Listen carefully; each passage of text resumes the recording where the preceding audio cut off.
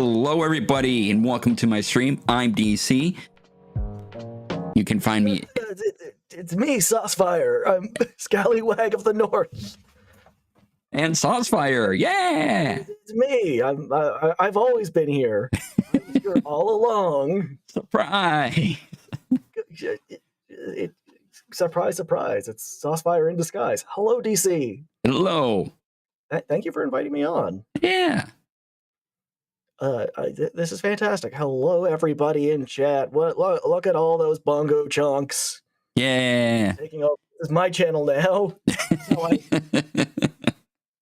This is how I operate. I displace people. All right, so I'm DC. Hi, it's my channel. You can find me everywhere. DC Lasair, DC Lasair, DCLasair.com. Yeah. Go there. All my links. If you want to follow me on some socials, there's a button on DCLasair.com that says socials. You click that, you get a list of all the socials I'm on. So if one of those is to your liking, click that and give me a follow. I'd appreciate. And follow this channel too. Yeah, why aren't you following this channel right now? Yeah. Yeah. Do the things. Tell him, DC. Just he's playing Vampire Survivor. Let's define Saucefire, like intentional or unintentional. Is the self on fire or is the sauce just spicy? That is an excellent question. We're already doing questions from chat, I've decided.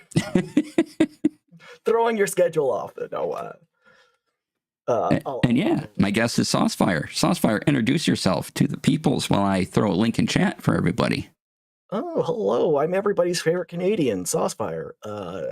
I come from the wilderness of Canada. I stream. I paint Battletech minis. Every year I've done a charity game called Mercy Road where we play Dungeons and Dragons for 24 hours straight. We've raised over $30,000 for charity. Wow. I know. I got the pin to prove it. Yay. It's how I got my second top fundraiser. All right. And it's Tech Friday on my channel, and we're talking about charity streams and the tech we use, as I had just completed one Saturday, and Saucefire has done the mighty marathon that is Mercy Road. Tuffing my beard over that. Yeah. It was a testament to human will. Awesome. And yeah, tell us more about Mercy Road. It's 24 hours. It's 24 hours. It takes place in a mostly homebrew world where magic and mayhem just kind of rules. Viewers can make donations to Child's Play charity. And in return, they can have like random spell effects. They can have magic items. They can give them to their favorite guests, including yourself, DC Lasair. You are an alumni now. You're on our newsletter. Woohoo! There's a lot. It's a lot of fun. It takes place in a place called Marcia Bay, the city of festivals, where every other week there is a festival that just typically causes a substantial amount of damage to the infrastructure of the city, but somehow it recovers. I think that's why they take a week off just to rebuild. Yeah, and you have some regularly occurring NPCs. Oh yeah, there is what was originally supposed to be like a loving tribute to my friend Talp the Scot, turned into me repeatedly like disparaging and then horrendously like just committing atrocities to this poor little halfling called Talpus Buttercup. There's Cheesy Charlie, the pizza golem. He was a mascot for the eponymous Cheesy Charlie's, which was originally the largest family pizza joint in all of Waterdeep, before it got shut down when children started getting mange from the ball pit. There's the Goblin Prince, who is just an adorable little a goblin dressed like the Blue Boy, who he just wants to make friends. Who did you play this year, DC? Oh boy, that's a good question. It was 3 a.m. for me or something like that. So Kernan? I have to look. Yeah, I remember I was at 3 a.m. I was like, Ernan. Oh no, I remember I was playing my elf ranger, Mm-hmm. and he had double consonants in his name. So or triple consonant actually, it's Arln. Arln. Yeah, Aerln. Yeah. Yeah, it's just I think it's the positioning of the R and the L. They're phonetically very similar, parts of your palate. So you have to at 3 a.m. it was it required too much dexterity. I was failing those checks. I was like, I got to be my displaced in time ranger, which is always fun for me. Yeah. Now, do you have like a huge backstory? Because I always feel bad for the people who come to Mercy Road over prepared. Well, not over prepared, but just prepared. They have, like, backstories. They have characters they want to meet. They have like a large biography, and then it's like 2 hours of fart jokes. So does Arlen have this? Like, did he have a backstory we didn't get to really investigate? Yeah, he was a character I played in a 4E game, and this is just a 5th edition version of this character. And during the gameplay, he would regularly use the bow and arrow everywhere. Would regularly crit on dragons. Like, no matter what die I used, I'd roll a nat 20 somehow. Mm-hmm. So kind of got to be known for that. And at one point, the party determined that I shot the nipple off of a black dragon. Just like, wait, how many nipples do black dragons have? I don't know, but one of them is gone. Do they lactate? They're lizards. I don't know. I didn't make this decision. This was the GM and the rest of the party. This was quite the feat. Because it's a black dragon. We're like level 5 or something on a boat. Black dragon's overhead. My character is very panicky. And so he fired at the black dragon. And I happened to roll a nat 20. And it was determined that got its attention, came down, transformed into a human, talked to us. Mm-hmm. But it was determined that shot took out a nipple. So, okay. Yeah. Now I'm wondering if when he changed back. Oh man, I have so many questions. I was not expecting this. I infected one of my players with an illithid tadpole because I think that's funny. And his reaction was to be like, I turn into a squid. They have 8 brains, which worm in. I'm like, that's not how it works. Yeah, and then the other main part of this character that I recalled was that he was displaced through time, so I couldn't make some sessions. So it became part of the character that I was in when I came back. I was in a different time. Sometimes my future, sometimes my past, and I'd have to stick it out on my own for a while until I figured out how to get out of there to get to the rest of the characters. So I'm trying to. There's a movie about that, The Time Traveler's Wife, I think, where it's sort of like the Slaughterhouse rules or Slaughterhouse 5 rules, where you become unstuck from time and just journey from place to place. And like, it was really weird because he like met his wife when she was a child. Anyways, weird movie. I'm sorry that happened to your character. So that is some of the backstory behind the character. It was just stuff that happened during the campaign. So, and then he visited Marcia Bay. And then he visited Marcia Bay for a nice, relaxing vacation. I mean, it was the Sylvestival. And I got a pogo stick, so that was that was a reoccurring gift. Father Yule only had pogo sticks. I think I'm trying to remember. Like, did you use your pogo in combat? Somebody tried to pogo in combat. No, I used mine briefly for travel, but I mean, I don't know what the travel speed of a pogo stick is. Watsy, these are the real questions. When I find the official Marsha Bay module, I'll include rules for pogo stick mounts. Oh no, I dropped one of my dice. And if you don't know, I've been doing charity streams over the past couple years that have all been food based, and they've gained some recurring NPCs and some stuff the cast members just bring with them from game to game. So I have 3 kobolds in a trench coat. That's 1 kobold too big for them because the 4th kobold died in the very first food adventure I did. He was eaten by a vinegar shark. How could you? They're actually the natural predator of kobolds. Yeah, they were trapped in an alchemy jug, and they had to get through 3 layers. So there was the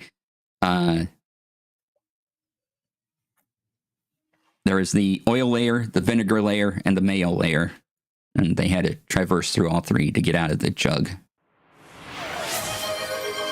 And you want the grappling hook? Okay. Wait, do you actually have a grappling hook? Oh, neat. Yeah. We got grappling hooks.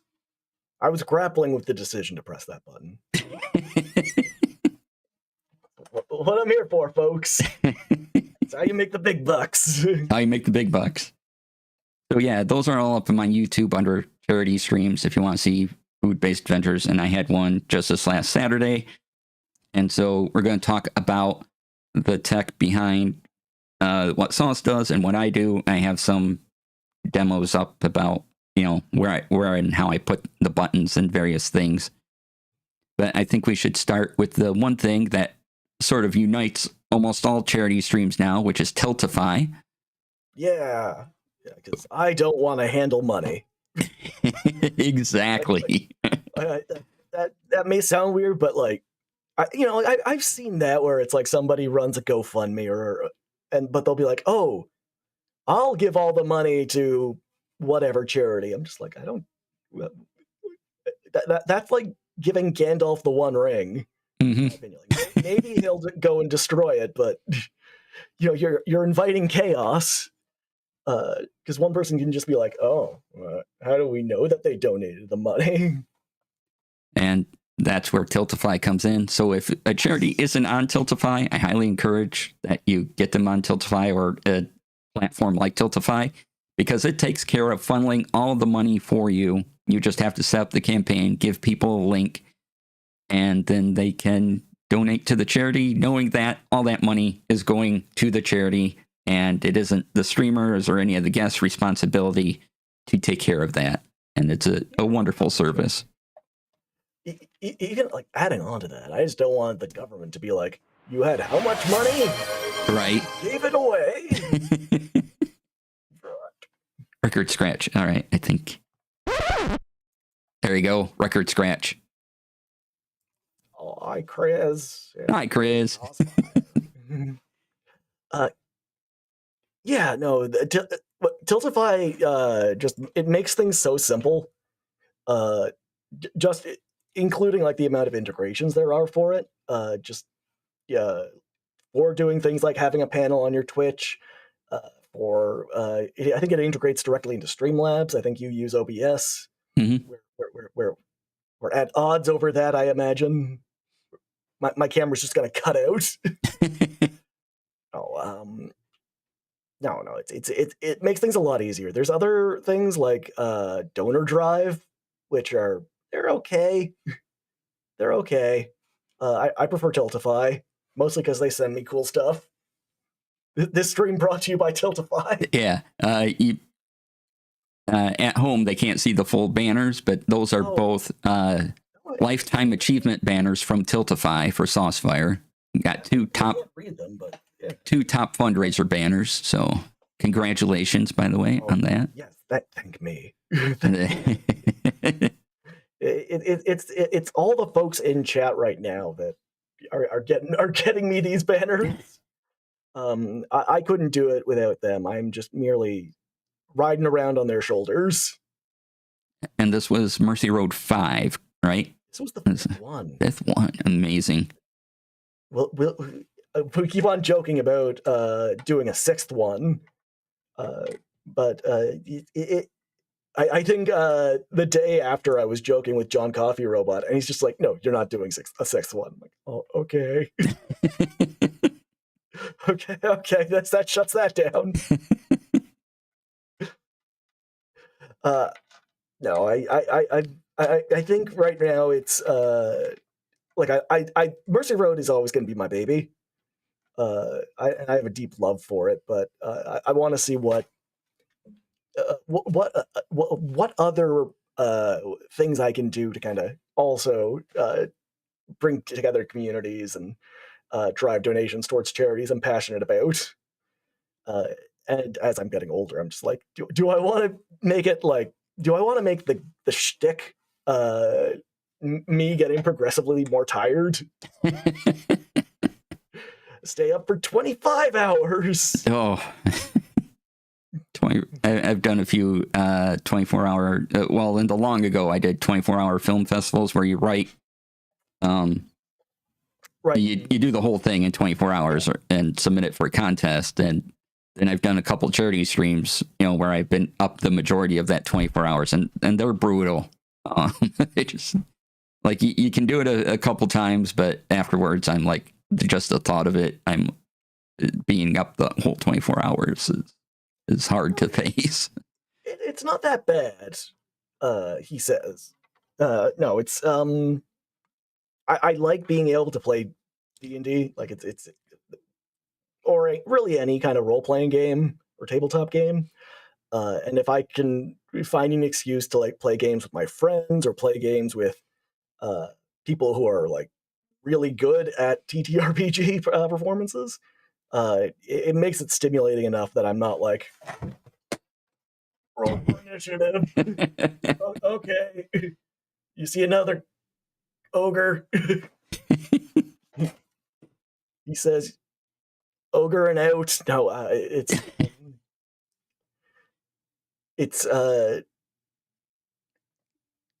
it is actually a lot of fun, and it goes by so quickly that I'm always surprised. Like every year, I'm surprised with like how much vinegar I still got in my blood afterwards. Like I'm like I could go another 24 hours. Don't do that. Never do that. That sounds like it. I mean, yeah, that's the natural progression of mercy. Right? Eventually, it just never stops. We're on our 72nd hour. It's hour 104 of Mercy Road. The Saucefire's going for another nap. The table is just sitting there quietly, scared to wake him. All right. So briefly, we hit upon broadcasting it out to people, and you're not using OBS. You're using Streamlabs. Is that? I'm using Streamlabs, like some kind of savage. Like some kind of savage. Yeah. Barbarian. I am using Streamlabs. No, I like all the Streamlab integrations. Okay. How it all comes kind of baked in. I tried OBS briefly, and again, it's a fine broadcasting system. And I know that you can kind of tool it and tailor it to like really get the peak performance. You may not like it, but that's what peak performance looks like. But I think for somebody who just, especially if you're just coming into streaming, or if you are interested in doing a charity stream, I think Streamlabs has a lot of the tools you need just kind of baked into it, that you can make something that may not meet DC's high production standards. He is the producer to the stars, after all. But you'll definitely get the sauce B+. And see, I am completely the other way around on this. I think OBS, you should just start with OBS and figure it out and continue to use OBS. I don't like Streamlabs. I dislike their attempt to like bully other companies like OBS out of the market after using a lot of their tech as like a foundation. But you know that part of the show is that we can use different tech and still be successful and still not like the other thing. So you can find the thing that works for you. Don't mind OBS. No, ultimately, OBS. Listen to DC. This entire stream is going to be about 5 hours of DC just being like, oh, you use that? Get it out. I'm here to be like, if only there was a better way. And then DC it's like, well, now there is. Oh, the byline redeem. I don't know. I apologize. I don't know if I still have that working. I have I'm running a couple versions of OBS, not the same time, but for different reasons. And so things got a little weird there, and I haven't transferred everything over to each other yet. So 5 hours of DC calling you a noob and that you're wrong. Yeah, just 24 hours of DC dunking on me. That's going to be Mercy Road 6. I mean, I'd watch that. This is like a Chris Hansen video. You're just like, take a seat over there. We've got video of you using YouTube to get your sound effects. Oh, I'm sorry, I'll get a soundboard.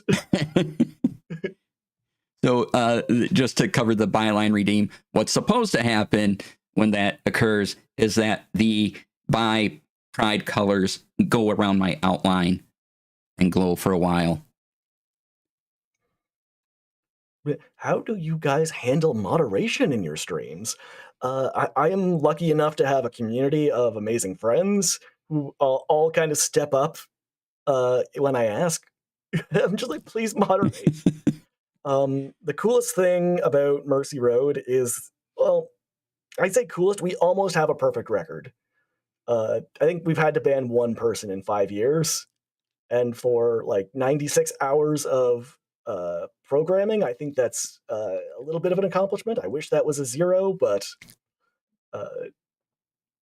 it is what it is. But I think just it's a testament to how good the community is that we've had. We always over prepare, and we never, almost never need them.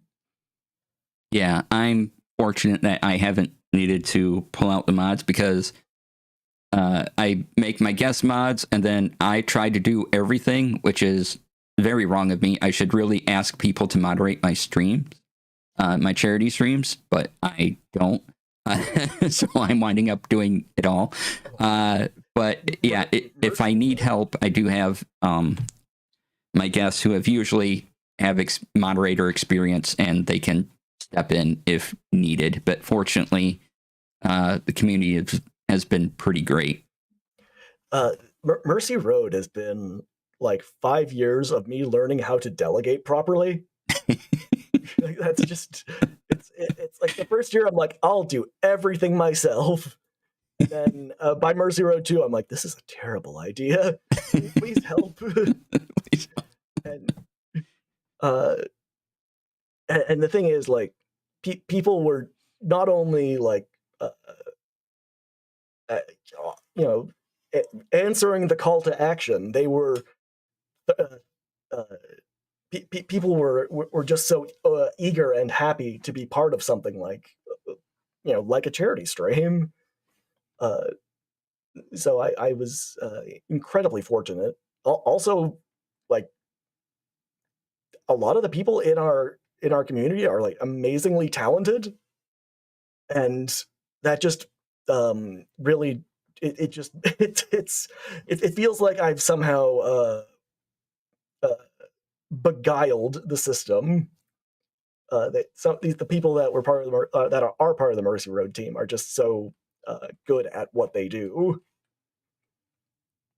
Yeah. And if you have a link to where people can find your Mercy Road streams, if you put them up on your YouTube or anything like that. Yeah. The first 3 question mark are on YouTube. I do have all of Mercy Road 4 saved some on a Google Drive, just waiting for me to actually load them onto YouTube. So yeah, when you find that, feel free to put that in chat. Mercy Road 3 is up though, and Mercy Road 3 was great. Yeah, Not so like go all to those other Mercy Roads. go to that link, the All of Mercy Road. Yeah. If you want to see all of my baking themed streams, that your shenanigans, my shenanigans. The last one was Electrum Chef, parody of Iron Chef. We will go right here. Bam. All right, let's answer this question. Where did the idea to do Mercy Road come from? How did the very first Mercy Road come to exist? Okay, it was like the very, very first year going into the pandemic. And one of my cousins passed away. She had fought with breast cancer when she was younger, conquered it, beat the shit out of it, but then it came back and she passed away quite and left a young daughter. And I was just sort of, I'm very sad now. What should I do? And I suggested just doing uh, doing a fundraiser because I think I had done a few of them before, making it D&D themed, and I knew that uh, in order to kind of stand out, it would need a little bit of a gimmick. So I said, like, what if I just DM'd 24 hours of D&D? And my community was just like, okay, you're doing this. And I'm like, oh, okay. And so because of that, we couldn't even get the very first Mercy Road. We couldn't even get the enough players to fill in all the seats, and we didn't even have 40. I think at that point we were just doing 32 players, and we couldn't get that many players. But so some players played multiple times, and we didn't just meet our donation goal; we exceeded it 5 times over. So it was kind of like I think we had found our little lightning in the bottle. This idea was 24 hours of screaming at people in the streets. Yeah, I know, but I didn't want to bring my like work life home with me. I already do that. Underdog, you. No, I knew that I'd only been DMing for about a year at that point, but I knew that I was good at making stuff up on the fly, and I, I was. This was 5 years ago. I was a young buck. I was starry-eyed. I figured. I figured. No, I. I figured the worst thing that could happen is I could fall asleep on stream, and that would at least make a funny story. Um, but it was just kind of a conglomerate of things that all kind of came together, uh, which was it made the very first Mercy Road, which took place in Waterdeep, not Marcia Bay, the only one. Mhm. Excellent. How about yourself? What your food inspired streams? What inspired that? Well, I had the idea to do the very first one was the aforementioned alchemy jug, and that was just a one shot. I had done this before on a stream. I made it part of my regular streamed campaign at the time, and then I just carried it over. I'm like, I want to do a charity game. That's it, and then the rest just snowballed into other food things as time went on. I'm like, okay, I can do this. What's the weirdest thing I can do? And then it became, what's the weirdest thing I can do with food? in the next stream. And so finally with Electrum Chef, I think I did some of the weirdest things I've ever done on stream. You know, accomplishment. Including putting a beard of cold cuts on my face. Oof. Yeah. Wait. You did this IR, like your character did this, or the DC Lasair did this? The character I was playing I had a white wizard beard, right? And I glued cold cuts together and I put them on the beard. Mm-hmm. And so I had my chair swung around the other way, put on the beard so they couldn't see the cold cuts, put on the wizard hat so everyone saw the wizard hat, right?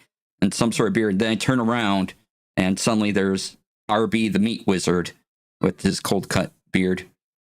I mean, I'm not sure how I feel about meat wizard. Yeah. I mean, this does kind of, a meat wizard does sound suspiciously close to a character I've always wanted to play, which is his name is Muscle Mage, and he's just like a 1920s bodybuilder who thinks that his muscles are magical. Amazing. And I haven't decided if he casts spells by flexing or if he's just a barbarian. That he's not magical. And that he hasn't mastered muscle magic.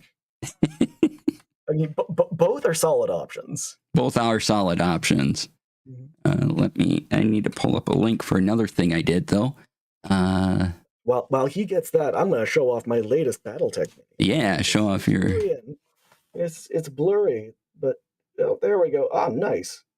Look, he looks so cool. Yeah, look at his dope little paint job. It's a centurion. He has a grabbing hand. Little grabby hands. Anyways. So, thank you for showing off that mini. Another thing Friday. Yeah, welcome to Tech Friday. Another thing I did was I made this charity incentive called a prize wheel. Mm-hmm. And if you StreamerBot, they have someone made the command, which is this one here, and we're gonna switch windows. We're gonna go to my demo window. Everyone, hold on. Boom. We transferred. Whoa. So the StreamerBot. So you download that program from the link, and you follow the instructions. You go to import right up here. Let me put on my little pointer. Go to import. You import the action it tells you, and then you get these wheel spinner and wheel winner, and they're very easy to set up. Go over here and you set up what OBS source visibility state you're using. I added a sound so that it makes like a Wheel of Fortune clicking, and then your options are off a text file, and if you want to change the options, you just change the text file. And I put Fireball on there 3 times, and Fireball came up the most often. And so everyone had to deal with a fireball while they were cooking their food. I hate when that happens. Yeah. I'm trying to heat up my hot pocket, and suddenly fireball. Yeah, I know, right? Like, and apparently my cast has all voted to throw cold cuts at me someday for all the fireballs they had to endure. Oh, I hope when they do, they say, "Nice to meet you." Do you get it? Yeah. Nice to meet you. I don't like the pun. Meat. N-E-H. Yeah. It's funny when you explain my joke. That's kind of, your prize wheel is very similar to the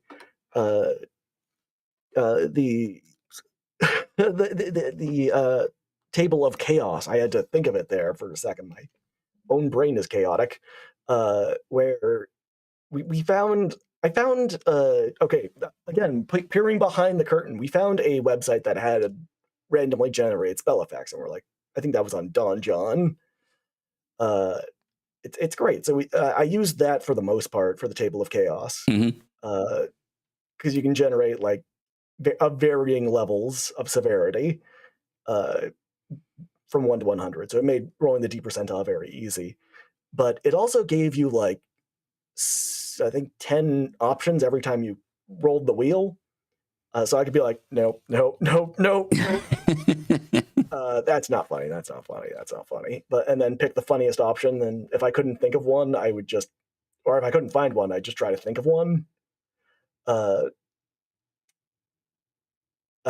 for the first 2 or 3 years, I also used clips from Whose Line Is It Anyway party favors.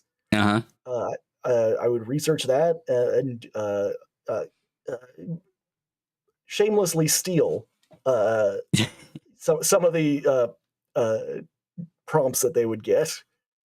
Because somebody who suddenly thinks that another character is the president of the United States and you're their only bodyguard, maybe that's funny in D&D. Oh no, we are detected program issues with your stream together session.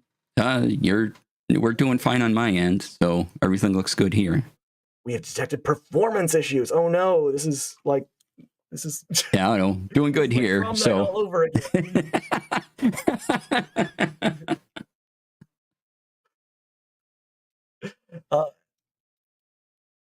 My character was once forced to tell only the truth. Yes, due to the table of chaos and nothing else. Excellent. Let's see. One other thing I did was that I introduced the character and I had to stand up for it. So I pre-programmed my Stream Deck to do a button, and there's another mech. Look at that. Look at that mech. It's an urban Look at that mech. It's an urban mech. Urban mech. It's a cute little Irby. It's got 6 short, or it's got 3 SRM 6s. This was BattleTech Friday, right? That's why I came here. Maybe. Is that what the DC promised me, that we'd be speaking about nothing but BattleTech for 6 hours? I like how the hour increases every time you say how many hours. The stream won't stop. This is how Mercy Road started. Yes, sorry, I was interrupting with BattleTech. Yeah, so I have a Rodecaster Duo, and you can program the buttons to do sound files. So I just put a bit of silence before this, before it started, so I could get up, change camera angles, put on a different couple pieces of costume, which was a chef's hat and sunglasses. And then I turned around and I had the Stream Deck and iPad. I could hit a button, and then the character's name came up over me.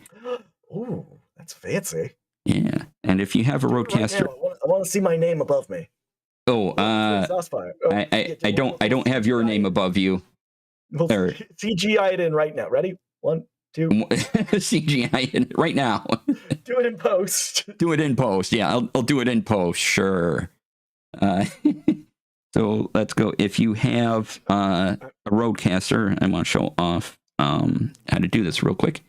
So here's your Rode Central software. You go to customize smart pads. You have, depending on your Rodecaster, you have a bunch of smart pads. You go here, goes into transfer mode, and then you just select what phone you want. Choose file, choose your audio file, and then that sound pad. It will now respond to that. So I just timed it and myself to do the things, and that's why you get that's a sound pad on my Rodecaster. So oh, we're back. Yeah, I was I just blanked out. that's all right. Sorry. So yeah. For subtitles, I usually use pixelchat.tv. You use Google Meets, is that? Or what we're using? Mercy Road, it's very difficult to get 40 people into Google Meets and just cycle them through. For me, I use a baked-in, for when I'm doing my regular streams, or like a game that is subtitled. I have used Google Meet in the past. I wish there were better options for accessibility when it comes to doing things like. I wish Zoom would just sort of start baking these things in. That's all this food talk has gotten the idea of baking things in baked into my head. Um, uh, how do you find Pixel Chat versus Google Meet? Uh, Pixel Chat is usually a little lighter on my system, but sometimes it doesn't work quite right, and sometimes that's because people close a tab accidentally. Sometimes Pixel Chat just decides not to pick that person up and kick them out of the call, whatever. Because Pixel Chat, you also have to send everyone a separate link. So my charity streams, I've only had 4 to 5 people on per. I'm not trying to do a big 24-hour thing. I just do 3 hours. Get to my level. And yeah, I have to rise to the Saucefire level. I have to rise to the sauce. Yeah, the sauce rises to the top. Yeah, exactly. Yeah. And so Pixel Chat works and it's fine, and it's not as a system heavy thing as doing a Google Meet. And then you have to remember, tell people in Google Meets to okay, make sure your camera's off, mute the tab. Pixel Chat, you don't have to do any of that. And the one useful thing that does do, though, is it separates who's talking out. So it's okay, this person's talking. I'll put their name ahead of it. And just like in Google Meets, you get that same thing, which is very handy. And I just wish there was a slightly better solution to auto subtitles. There's got to be a better way, right? I think for that does raise a good question, though. When you're doing your streams, do you use Zoom? Do you use Discord? Do you use Ping? Is now on my radar. No, I haven't heard of Ping. I'll have to ping. Stream that I was on recently, we used Ping, and it was the first time I'd ever ping-ponged or pinged. It's the first time I ever pinged, and it was not a unpleasant experience, except for it wasn't compatible with Firefox for some reason. I had to open up Google Chrome like some kind of peasant. So usually I'm using Zoom, but for when I do Tech Fridays, I experiment with a few different things.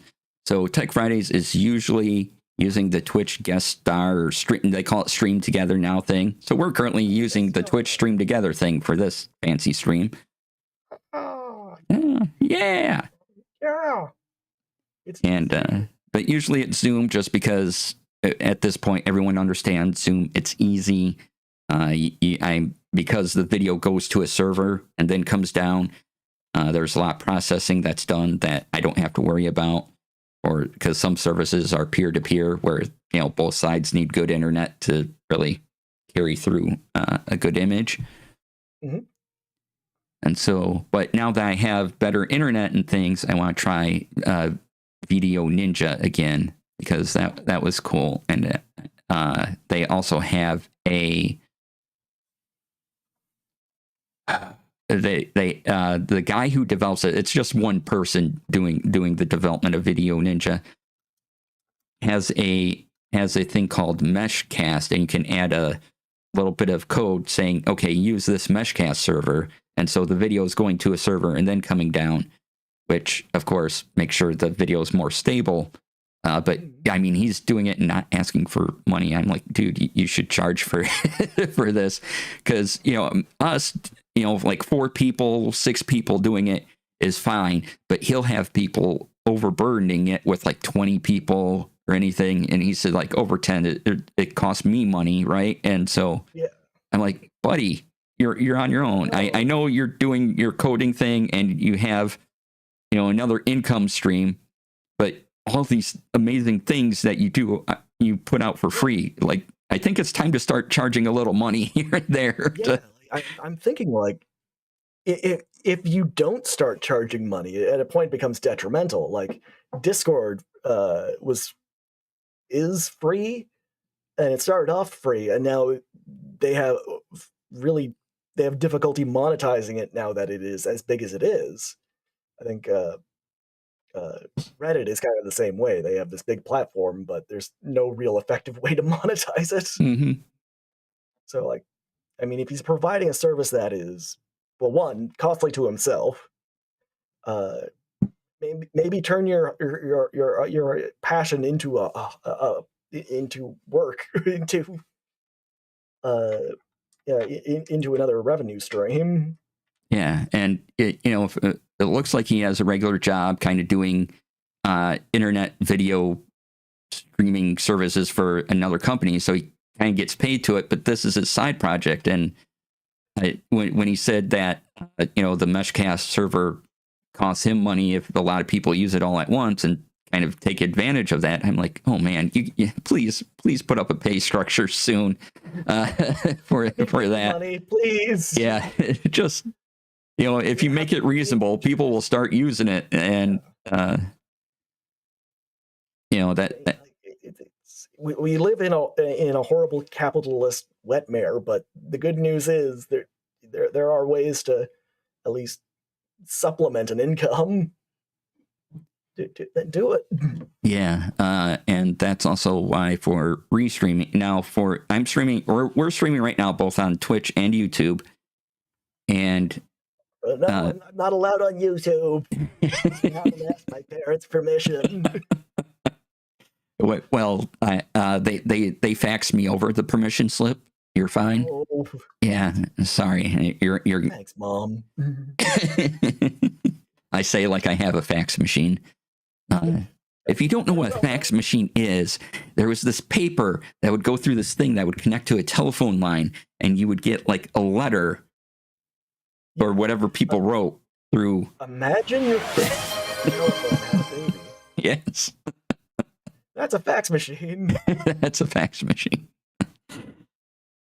But speaking of reasonable services, so I'm keeping, yes, a facsimile machine, exactly.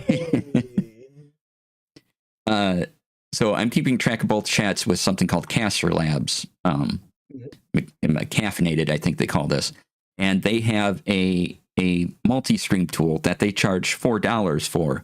Again, good service, reasonable price, because everyone else charges way more to multi-stream. So that's good. And we had another mech visit us. No, you didn't. What are you talking about? That's what? This isn't a mad cat. What are you talking about? And it's a timber wolf, clearly. Oh, I forgot to mention at top stream. If you see me bending over like this, it's because my cat's down here and wants attention. Otherwise, she meows the song of her people. This is actually DC. He's reaching down to hit me over the head. He's making me stream on his floor. I'm sorry. If I get her at the right spot, I can put her up on stream, but she doesn't like to get up here. Okay, let me see. Since Chris asked, come on up. Come on. Don't let go of the cord. You gotta come up here now. I'm sorry. Everyone's gotta meet Hannah. Oh, kitty cat. Here's my kitty. Cute cat. Pet the cat. Pet the cat. I would like to see the baby. Oh, kitty loves you. Look at that look. Look at that happy little smile. And it's almost time that she's going to want to get down. I can feel it. Oh, there it is. There it is. Okay, let me turn around to get you down safely. Oh, you just put me down now. Ah. There you go. There. See? And I put you down over there so you don't hurt yourself. Yeah. Guys, look, it's an unreleased mech. This hasn't been released yet. Shh, it's a Caesar. It's not supposed to come out until next month. Look, you get surprise mechs. Yeah, you guys get to see the one mech I somehow got before everyone else. All right. Is there anything we should talk about charity streams? And by the way, chat, you can keep asking questions about the current topic. And if you're wondering about producing or just streaming in general, please feel free to ask, and we'll answer that to the best of our abilities. And if we don't know, there's probably people we can point you to that do. One question I do get a lot, and I'll bring it up. It's guests. Mm-hmm. People will frequently ask, like, how do you get guests? Um, uh, I don't know how it happens. I don't even know how the people get the code into my Zoom chats, but like Urban Bohemian will just show up. Always on time. It's great. I don't even have to ask. But how do you go about getting guests? Because you've played with you are yourself the producer to the stars. I am. Some call you that. Yes, I've been fortunate to produce a whole bunch of streams. Like the first year I was producing streams, I did over 1,000 hours of stream producing, and that's over a year, but not in a row. Well, yes, it was week after week. I suppose there was weekend breaks, but Mm-hmm. I'm sorry. Oh, how do we get people? And so I played with people, I made friends, and then I just asked these people, I'm like, okay, I didn't think myself, my feelings on how well known I am and things like that kind of stop me from doing certain things. So I'll ask people I've played with, or that I know, or I think I have a friendship with, like, hey, I want to do a charity stream. You seem pretty good. Do you want to do it? And I had people say yes. So I'm like, okay, these are people. But like opportunities like Mercy Road come around, got to play with some excellent people, got to be DM'd by the wonderful Saucefire. See,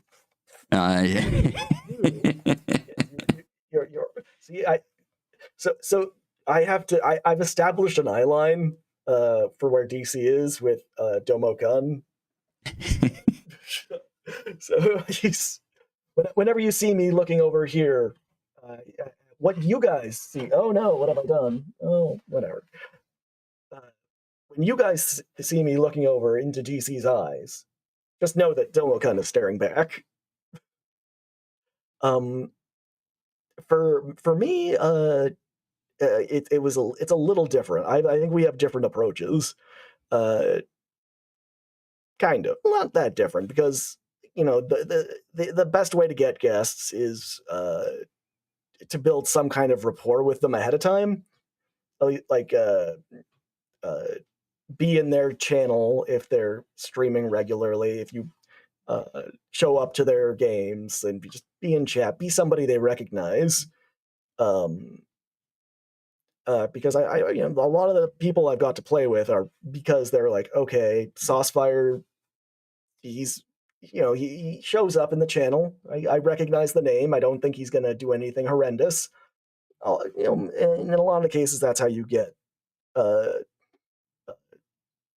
You can get one or two people to work or to show up. After Mercy Road 3, no, before or around Mercy Road 3, we started approaching bigger and bigger names, and it stopped becoming viable to just like be in a dozen and a half or 2 dozen people's streams. So we started approaching them a little more professionally than how I would used to do it, where I would just be like, "Please help me, pretty please. I'm ever so good, I promise." So one thing that we had suggested to us was getting a media kit and having it just as an image, because you can send out a detailed email with stats and like numbers, and you can name drop people who helped you in the past. That might just get sent to a spam filter, but if you message them with an image, they can save it on their phone, they can easily share it. So they said, make your media kit an image. So that is what our friend, the incredibly talented Ast Harris, made for us. It feels way too professional to have me on it. It's just like again, it's like for what I feel, I think that's just imposter syndrome. But like for what I feel I provide, I feel like there's like I don't understand how my name gets attached to these incredibly professional looking things. But yeah, no. Building bridges again is a great way to get one or two guests and once you get like guests under your belt, it becomes easier to get more and more. Because you can be like, oh, I've played with Holly Conrad, I've played with B. Dave Walters, I've DM'd for the entire cast of Hungers of the Far Realm, and that can also helps get you a foot in the door when it comes to uh, getting guests. Because if somebody's like, oh, I could be at a table with DC Lasair. I want that. Yeah, I can set that up. me and Mr. Lasair. I can facilitate that. Yeah. So again, guests is. I think I blathered on a lot about guests, but that is the Saucefire approach. That is the DC Lasair approach. What about sponsors? Have you had a lot of sponsors for Sponsors. Your charity endeavors? No, I just kind of ask people like imposter syndrome's a big thing, and so sometimes I reach out to people associated with companies I know, and I'm like, hey, can I have a code for this thing, or can I do this? Now the last one, I reached out to a few people, and then during the chat, some people goes, hey, I'd like to offer this. I'm like, okay, well, if we hit this, we'll have a giveaway for that. And so I was just very thankful for the people in chat that donated some stuff, and I asked a few people to donate, and so I just, my charity was for Take This, and Take This gave me 2 prize bundles. Ooh. To donate, and so I was happy with that. But yeah, it's just people I've gotten to know over the years, because I do a lot of work for a lot of people.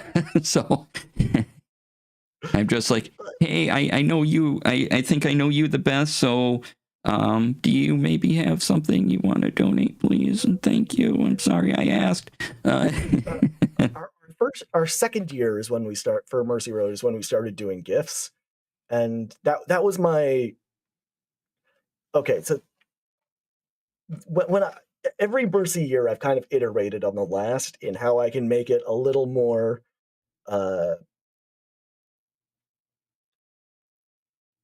professional looking, mm-hmm. or at least appearing, or justifying its existence. And with Mercy Road 2, that was the year I kind of figured we'll try to get sponsors and guests, because one thing, it really helps with keeping engagement. If you can be like, oh, hey, we have this prize pack, put your name in here.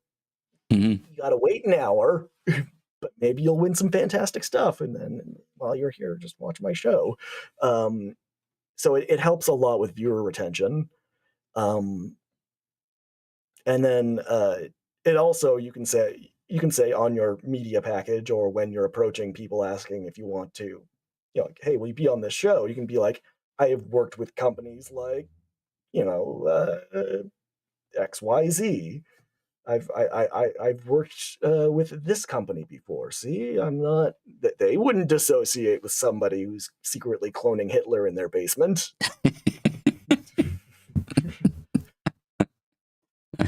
That's one of many litmus tests. Do you have a secret Hitler? Yes or no? The answer should always be no. Never have a secret Hitler. Some say there's a secret Hitler in. Cut the feed. Cut the feed. No, Chrysicon, I assure you, I am not secretly. I would not know where to begin with cloning. If there was, there would be two of me, so I could help on my homework. All right. Let's wrap up the charity thing. Any other thoughts on any tech that we use you don't think we've talked about? We've talked about subtitles. We've talked about how we get the streams out, what we use to have guests on, how we do our giveaway things. Mhm. Did we mention how we do our giveaways? Oh, for, for Streamlabs, the far superior broadcast system everyone should be using right now. There is integration directly into it where you can just press a giveaway button. Amazing. I'm either using Nightbot or MooBot. Nightbot's pretty easy. You just go to the thing, you type in the keyword you want, and then tell people to type in the keyword, and it just selects whoever's putting in the keyword. You hit the draw button, and it draws a winner. Yeah, Streamlabs is the same thing. It's very easy. Yeah. And you should be using it if you are running charity streams. Go. I mean, you should be using giveaway commands if you're doing charity streams. I'm serious. It gets people in your stream. Yeah. And maybe while they're there, they'll donate some money. You never know. Yeah. Just tell people you have a giveaway, and they work out fabulously. Yeah. And something that worked out fabulously for me was the prize wheel, the Wheel of Chaos, as I called it. And it was a $25 donation, and people kept donating for it because it just caused chaos. And the wheel came up on screen, spun around. There was a sound effect and everything, and people really responded well to that. So having good donation incentives will also bring on the peoples. And now we have dancing mechs. This isn't just any mech. This is Axeman AX-2N, differentiated by its twin LRM-15s. This is the tech that people are demanding. Win these dancing mechs. No, one of them for my brother. No one tell him. I haven't. You're getting. Even he hasn't seen this yet, so no one tell him. All right. Everyone's sworn to silence. I'm writing down everyone's. So when we come back, we'll answer any questions that have been posted in chat, and we're going to take a break. And we have a couple other things. As it's Tech Friday, we have a couple tech things to mention that are on our list. And so we'll go through those, and then it'll just be whatever tech things we want to talk about. And you'll have to put up with it because it's my show. And you have to see mechs. All right. I'm going to teach DC Lasair how to play Battletech. Yeah. So give us 5 minutes, and we'll be right back. See you soon. Bye.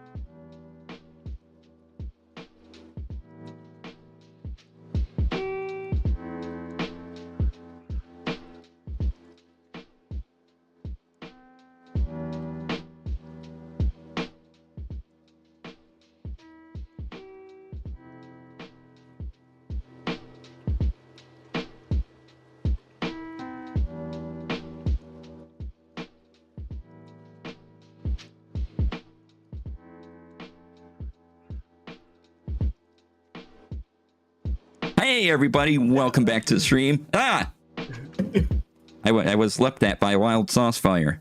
Yeah, this is how I get on streams now. You just leap onto them. Leap into them. Quantum leap into your into streams.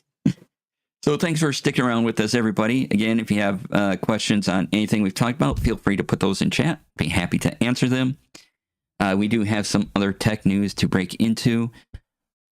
And so this week, Apple had an event they called Let Loose. I have this article from Engadget that I found. They announced their new iPad Pro and their iPad Airs. They did do a commercial for the iPad Pro, which was, we'll say, poorly received.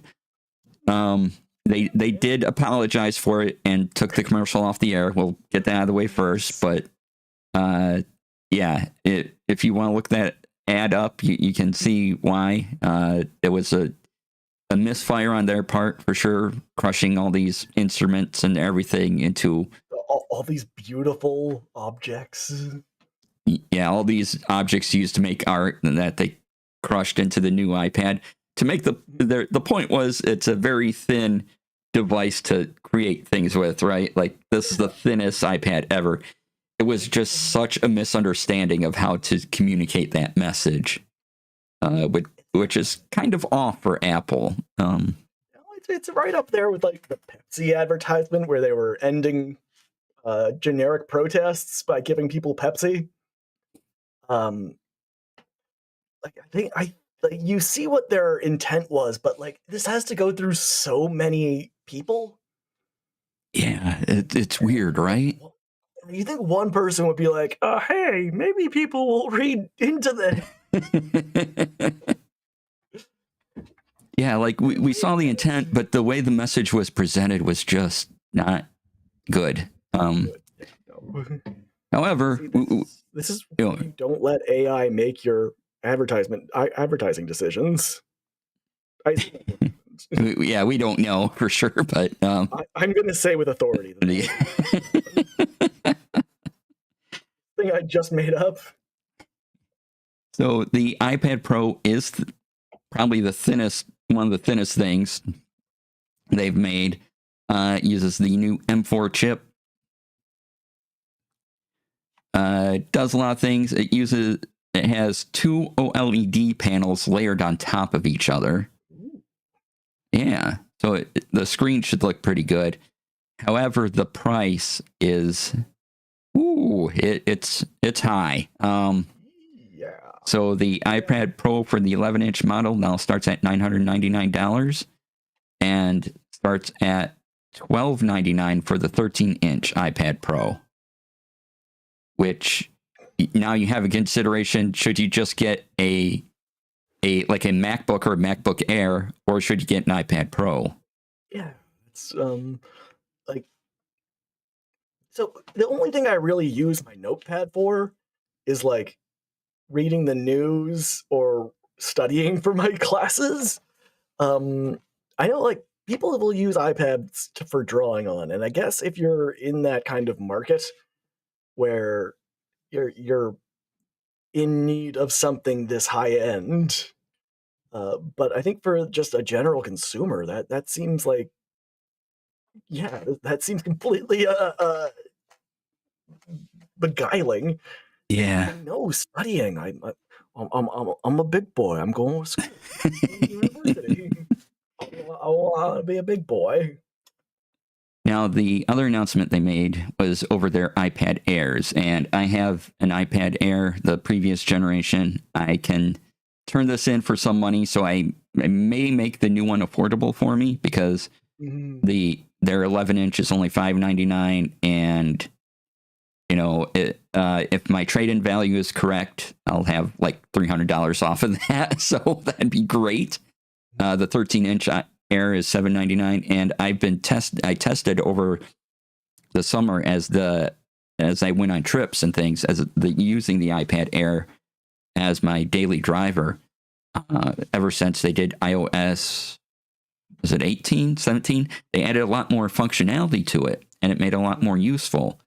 And so, I can just take my iPad Air with me to do the things I do on the road and eventually I'll get brave enough to put my PowerPoint on there when I do a convention. And I'm going to Misty step for 1 second because I want to show off my notebook. Yeah, show off your notebook. Another Streamlabs thing. You're just going to dunk on me. Which I am here for. This is what I want. So the new iPad Air has the M2 chipset. Well, Sauce is getting that. There's an 11-inch and a 13-inch variant.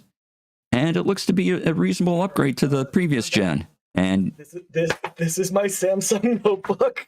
Oh, cool. It is very chunky. It still uses USB Mini. It has but it has a micro SD card slot. So awesome. Going for it. Yeah. It's got an aux jack, so I can rock out to my Spotify list. I got it for free, so I'm not complaining. Awesome. Yeah, that looks great. I mean, whatever tablet's good for you. I've been using iPads, and it's really the only Apple product I invest in is an iPad. I just like them. I don't bother with any other Apple product. So I was particularly interested in the new iPad Airs, and they seem to be a good quality upgrade, at least. All right, this is a Galaxy Tab A. I think this is wow. Amazing. A museum. But it still works for you, right? And that's the whole point. It looks excellent. I mean, it's in good condition. It tastes great. It's like fudge, right? That's why it's called a tablet. Let's see here. JD Lee, I got an older one from Woot a while back, mainly for Discord, Twitch, watching away from my desk because I hate typing on my phone. Exactly. I hate typing on my phone too. Like the mobile web experience is still awful in my brain. On my cell phone, I hate it. I'll do it because I got to do some stuff on my cell phone sometimes, but I don't like it. I, again, use this mostly for studying, but I also have upon it all my BattleTech books. So yeah. I'm glad we're talking about tablets, because wouldn't you also want to learn all the rules to BattleTech Total War? Exactly. And all the TTRPG books I get, I put them in a folder, and I can have them on my iPad Air, and just like, let me study up how to play this game. Okay, let's go. And I play a lot of D&D, and so D&D Beyond, if I have a web connection, or I can use their app, which can work offline, and I have the book downloaded, I can just use that. So D&D Beyond is great. That's another charity tool I should have spoken about. Oh yeah, because with D&D Beyond, it's literally never been easier to get people both into the game and playing. Yeah, invite people to the campaign. I use it for all my charity streams. Now, okay. I have to qualify my answer as I do moderate for Dungeons and Dragons. So, but this is a independent of that thing. But I just want to be open about that. So yeah, not sponsored in any way. I just really do like D&D Beyond as a tool set. It's great for just. So, Mercy Road 3, we had the current writer for Fantastic Four, Ryan North, play. Ryan North had never played D&D before. He had never made a D&D character before. But with D&D Beyond, he was able to make a character and play. It's that kind of game. Like, he hadn't even played a TTRPG before. So the fact that it can be that easy for somebody, the fact that it has lowered the barrier to entry just for even creating a character, like that used to be a whole day thing. You would have to take turns with the player handbook. But now you can just do it. You do it to a few minutes before the game starts. And for other TTRPGs, Demiplane has really stepped up the game. And again, I know some of the people at Demiplane. They're my friends. Hashtag non-spawn. Hashtag not sponsored. But Demiplane is also doing a really good job for other TTRPGs. Oh, that's awesome. Because, like, I want to play more TTRPGs online. Mm-hmm. And I want to stream more games, but the lack of appropriate modernized web tools for a lot of these systems. Yeah, it after D&D Beyond, it kind of got hard to play other games without. Didn't it? It's like I gotta make a character sheet, right? Is there like at least a self-filling Excel spreadsheet? No. Yeah. Oh, I remember those. I used those for 3rd edition and 4th edition, and oh, they were great. Yeah, I always waited, waiting on someone to make the 4th edition Excel spreadsheet that I could make a character with for D&D and download it. That's fantastic. A little off topic. Tell me about your first character ever. My first character ever was 2nd edition Advanced Dungeons and Dragons. Ooh. And I used this character in one of my one-shots that someday I'll actually publish. But he was a gnome illusionist named Soris, Soris, and probably my longest running character as well. And I had a lot of fun with playing with illusion magic and, talking with my DM and going, okay, says I can do this. If I made an illusion that looked like this, how do we work this out? And, because in AD&D, you had, your illusion as you got up could go into bigger spaces and have more effects. And so, I would plan that out and go, okay, if we did this, and largely I was just making a distraction, but then sometimes your higher level illusions would actually do real damage. So that was fun for me. But yeah, gnome illusionist. Oh yeah, my very first character, I remember him very vividly. He was a dwarven fighter, because I had no imagination. I was just like, oh, I want to be like Gimli. Gimli's fun. It was 3rd edition D&D. We had just finished playing Neverwinter Nights, which is why I always try to get my friend Talp to play it. And we were like, yeah, let's play D&D. So we all made D&D characters. His name was Gore-Tex, because I didn't know that was a like clothing material. Gore-Tex Ironbreaker, bringing out the nothing but hits. And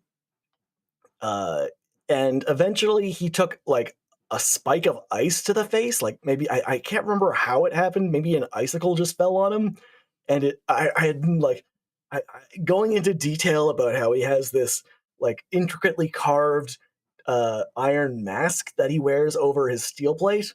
Mm-hmm. And the very same day I had like spent an hour discussing this intricately carved mask, the DM was just like, yeah, an icicle falls on your head and kills you. It through the faceplate. Oh, wow. Eventually I brought him back when I started DMing again. Mm-hmm. And I had him being the captain on a cruise ship for War Widows. That's amazing. Singles meet for War Widows, and he came out wearing like just like the unbuttoned shirt, with gold chain, and like a ring on every finger. You gotta bust out the chest hair when you're talking. When you need the visual. Yeah, exactly. And as long as it doesn't get to the nipple, we're fine. Because no nips on Twitch. No presenting nipple is fine. No, nope. No? Not on Twitch. No.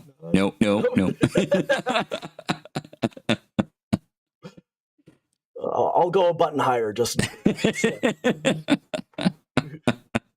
now on Saucefire, good boy. Yeah. So, the kind of Saurus legacy you talked about, your character advancing. Now, in the one shot I have, he teaches at a school of illusion, and the illusion teleports around Faerun, so it can just be easily placed in any adventure you have like the School of Piers near Waterdeep or near Baldur's Gate or wherever. And Why not? yeah, A traveling school of magic is always fun. yeah, We kind of went off topic about yeah. We the did. new iPad.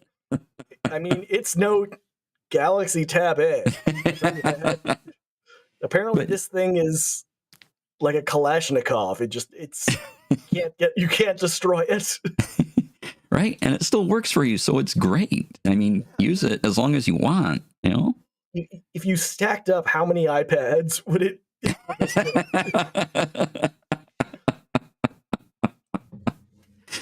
DC is like secretly disgusted. I don't know if you can hear it, but I can hear him throwing up in his mouth. I am not. Whatever tech works for you. I've talked about microphones, and some people are asking, well, what microphone? I'm like, the microphone you have is the best microphone for you. Now there is a price range where I'm like, $50 mics are a little iffy. I've heard some on, people do YouTube videos, so just type in the name of your mic in YouTube. Someone will have done a video on it. I've heard $50 mics that sound awful, and I've heard some that sound great with, proper room treatment and everything, because that's the key, is proper room treatment related to your sound. And then once you get above $50 and you're in that kind of $100, $150 range, all the mics are pretty good. They're pretty decent. Sure, there's some duds, but for the most part, for streaming, for what we do, yeah, they're great. You don't have to spend a lot of money on a microphone. So I know there is the Blue Yeti, which is the mainstay.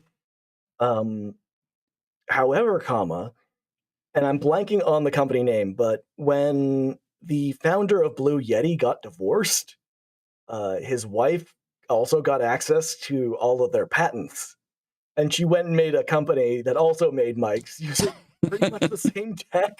Oh, wow. I mean, Blue Yeti's great, but if you can find out the name of this other company, right? And last year, Logitech bought the Yeti brand. Oh no! So they are under that. The reason my camera keeps flickering is because it's probably need to reinstall the drivers. But I produced the last few seasons of Rivals of Waterdeep, and they all used Yeti mics for that. Yeah. So and they sound great. Urban Bohemian, who was on Rivals of Waterdeep, still uses a Yeti mic for various things. Surely you don't mean Mercy Road 3, 4, and 5 alumni, Urban Bohemian. I do indeed. Surely you can't. the man who's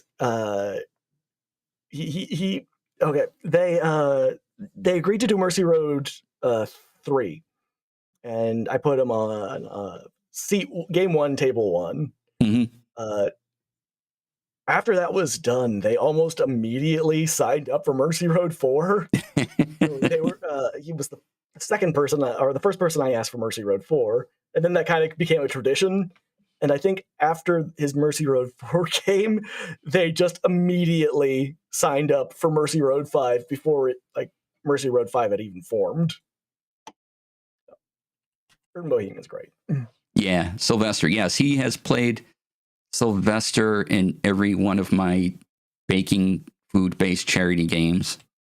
Is he allowed to bring over all the magic items that he has for Mercy Road? No.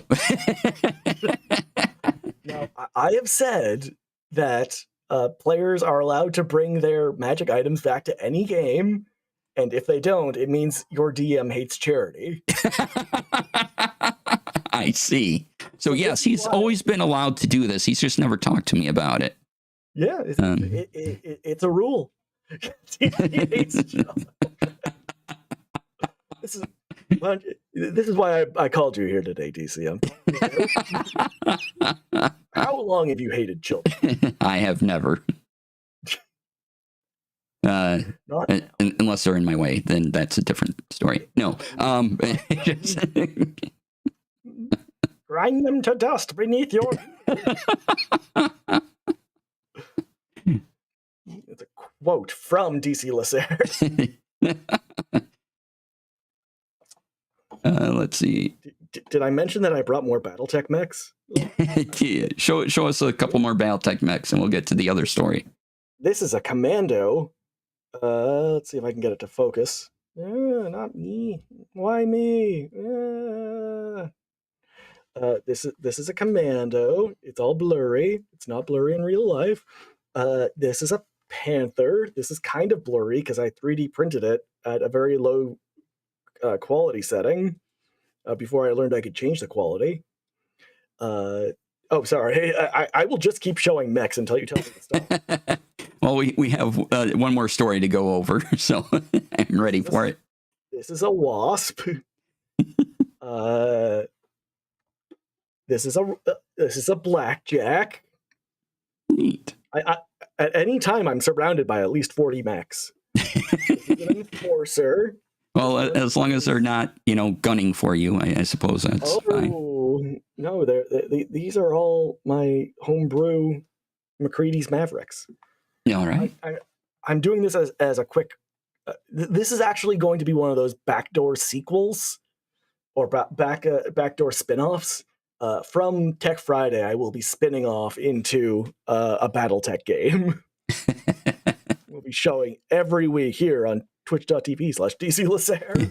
JD is exactly the same, but with pens. Oh, we've talked about pens before, haven't we, JD? Or was that with someone else? I can't remember.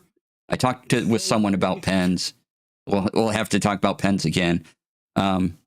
This is a Nexus. This originally appeared in the SNES game Mech Warrior. It was not canon until then.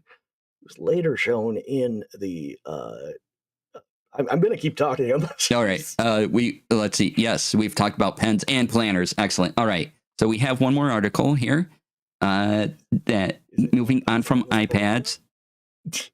So, all right. It's got 6 machine guns. Yay, 6 machine guns. Okay, last article. So this is, again, on Engadget. Blue Sky plans to launch DMs for users. I mean, I use Blue Sky. I think it's a great alternative to Twitter. If y'all are on Twitter and you can't take Elon Musk anymore, or Blue Sky. Yeah. Can I get your opinion of this first? Yeah. So a lot of TTRPG Twitter went over to Blue Sky, and I signed up for Blue Sky as soon as I could. Blue Sky is interesting because it's made by Jack Dorsey, who originally made Twitter. I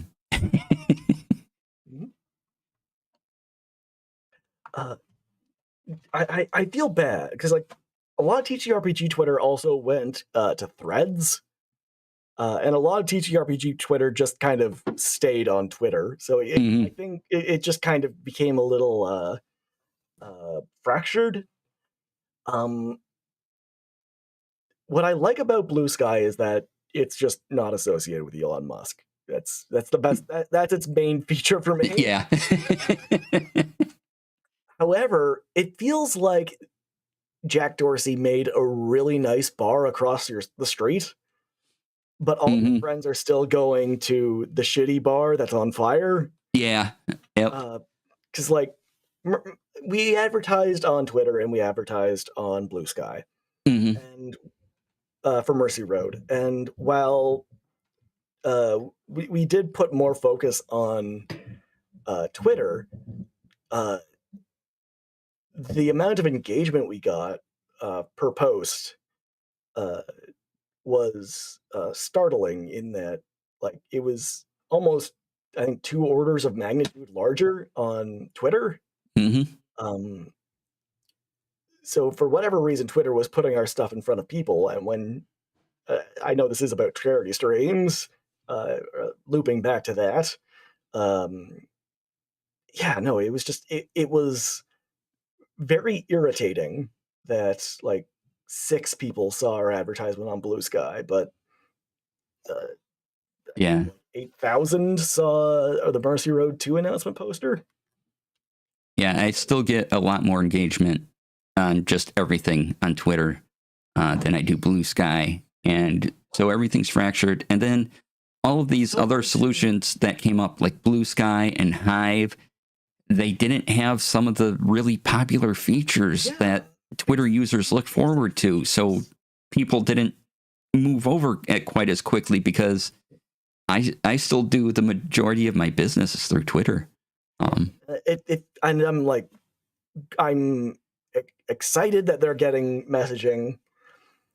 It should have been a launch feature. Because like if you're, I know that it's going to be difficult to build an app or a website that is as feature rich as something that's been around for a long time.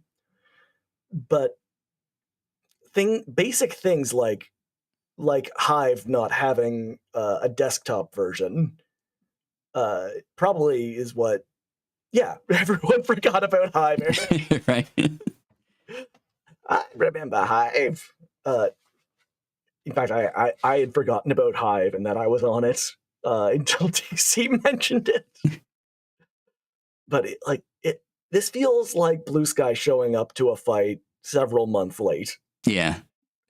And that was the problem with all these things, is that they didn't have the things like hashtags or a desktop client or DMs. And those are the things people use the most, really, that we see. And I'm sure there might be some other things in there too.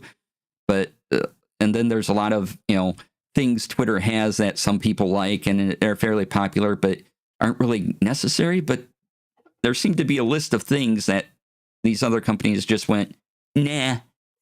And we'll figure it out. Like, I don't care about Grok or I'm looking at Twitter or lists, bookmarks. I don't use bookmarks. Communities, very rarely. X Premium, like most of Twitter you don't use and don't need. Maybe there are features there that like radically change how it works, but like the big things you need are ways to get your stuff in front of other people, in front of strangers, because that's how you cultivate a community. You put out enough content, and for every 10,000 people who see it, maybe one will stick around. So the fact that you can't even say slide into someone's DMs on Blue Sky until recently, it's frustrating. It is like seeing somebody incredibly talented squander their potential. Yeah. And the only reason I remember Hive, it's in my brain because it was my favorite alternative. Yeah, I like Hive. And they're still going. They still promise a desktop version. And once that happens, I'll probably try to push Hive more. But, hey, hi, Robo. How you doing? How you doing? Welcome on in. We're talking about all things BattleTech. You want to talk about this blackjack? Saucefire wants me to join him in BattleTech. That's the whole reason for the stream, really, is that BattleTech Friday. BattleTech Friday. Talking about BattleTech. I feel bad for all of these what is even the term? Like social media site Twitter clones? Yeah, social media sites, but yeah, Twitter clones is probably the. I mean, like, let's be honest. Blue Sky, Hive, and Threads are all gunning for Twitter. It's. I don't think that's a controversial opinion. No. What? No. I mean, the fact that none of them could really. Well, the fact that none of them made moving an audience easier is, I think, why a lot of them just kind of became, were flashes in the pan. Yeah, I mean, Threads has a big audience just because they tied it to your Instagram account. Yeah. But I don't use Threads really, and there's a lot of people there, but there doesn't seem to be much interaction I'm personally interested in. The thing I don't know if you noticed this about Threads. I was on Threads for like a few months, long enough to get an impression, and I am not bashing these content creators. I am not calling them out, but like all of it felt like it was just people like trying to hustle and build an audience. I don't know if you noticed that, but it was a lot of very apparent attempts like, oh, hey, what's your favorite class? Post it in the comments below. And well, I understand that you gotta hustle to build every single relationship and like build that community. It felt like everyone on Threads was doing it in a very inorganic way. Uh, I don't know. I think that's why I bounced off Threads. Oh, we have, since we're talking about Blue Sky, I was looking at other articles, but this is very much related to it. And since I mentioned Jack Dorsey, I didn't know this, but he did leave the board of Blue Sky as well, because apparently he gives bizarre interviews. And his claim is that he left the board and deleted his account with Blue Sky because it was making all the same mistakes Twitter was. Oh. So he apparently liked something else, but it's hard to use, but he still likes it. And so did it say what? Like social? Is he on Threads now? What? No, he is. I'm trying to find the quote in the article, but the headline indicates he prefers something called Nostr, which I'm not even sure. Noster?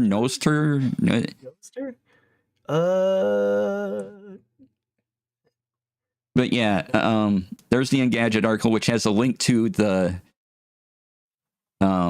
Jack leaving Blue Sky solidified that I should use it more.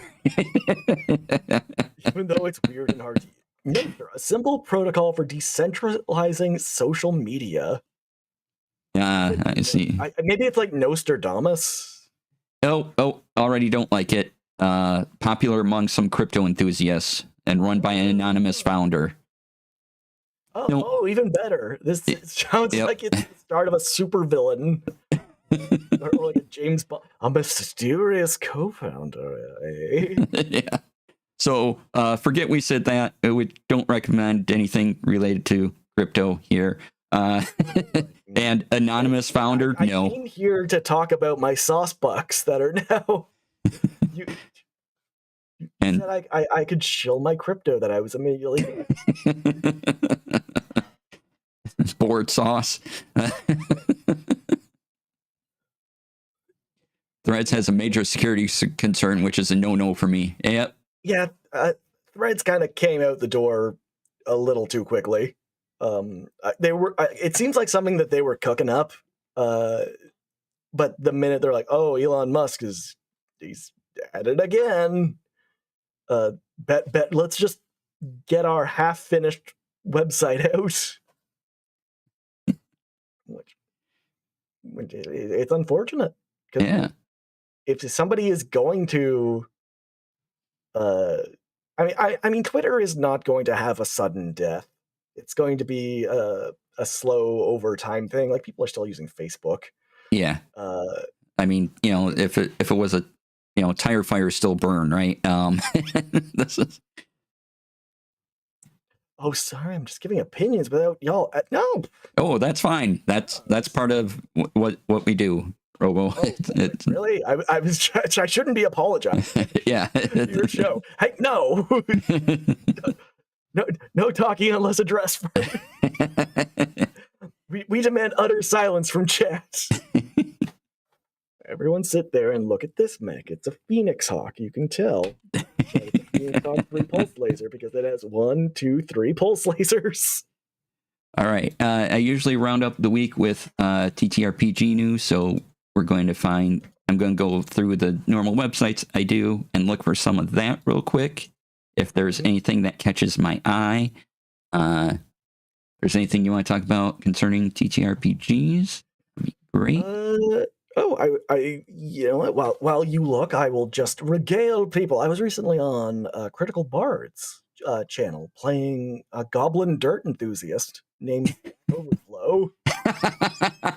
And apparently, while we were playing, Ivy got a message from one of her friends who was just like in caps, Stack Overflow.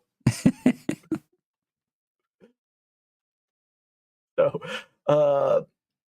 I think that they had somebody drop out at the last minute because Critical Omega put out it's like, is anybody available around this time? Mm-hmm. Like games, sure. And then I was like, oh no, I need to make a character. Okay, his name's Stack Overflow. He's a goblin. He farms dirt. Amazing. Yeah. All right. So first thing here is if you haven't heard, the new D&D core rules that are coming out this year, they will be added to the SRD in 2025 once all the main books are out. Mm-hmm. So we have Ian World for that. It's getting released as Creative Commons too, if memory serves, or maybe that was just a rumor. SRD 5.2 will be released under Creative Commons next year. Yeah, that is awesome. Yeah, that's cool. And then realizing that like the rules are so prolific and you can't copyright math, they may as well just make it Creative Commons and sell their setting. So yes, as previously mentioned, I can't comment on things like that. You work for D&D. I shouldn't. You mod for them. I should put you in more awkward situations. Tell me about what's your favorite Pathfinder game? I haven't actually played Pathfinder before. Yeah, me neither. I've played Werewolf. I've played the Marvel game. I've played lots of others, but I haven't tried Pathfinder yet. No, you don't want to. Play 5e instead. Right. And also Dungeons and Dragons Monster joining Dead by Daylight. Ooh. So if you're a Dead by Daylight fan. Did they say which one? It looks like, well, there's a beholder behind a cage, but some people are also thinking it might be Vecna. I've seen that as well. Oh man, I hope it's a flump. Yeah, that'd be great if it was a flump. I'd be happy with the flump. Just this happy little mushroom man floating around with its little noodly arms. I think I own Dead by Daylight. I'd be over the moon. I'd play it in a heartbeat. Let's see here. Owlbear, there you go. Oh, drop them Owlbear. Yeah, Dead by Daylight Owlbear. Totally for that. This was post recently. So, speaking of TTRPGs, we have Cobalt Press has been working on Black Flag, and they have released a Black Flag reference document. Really? So there's the article there that was published May 8th, so just a couple days ago.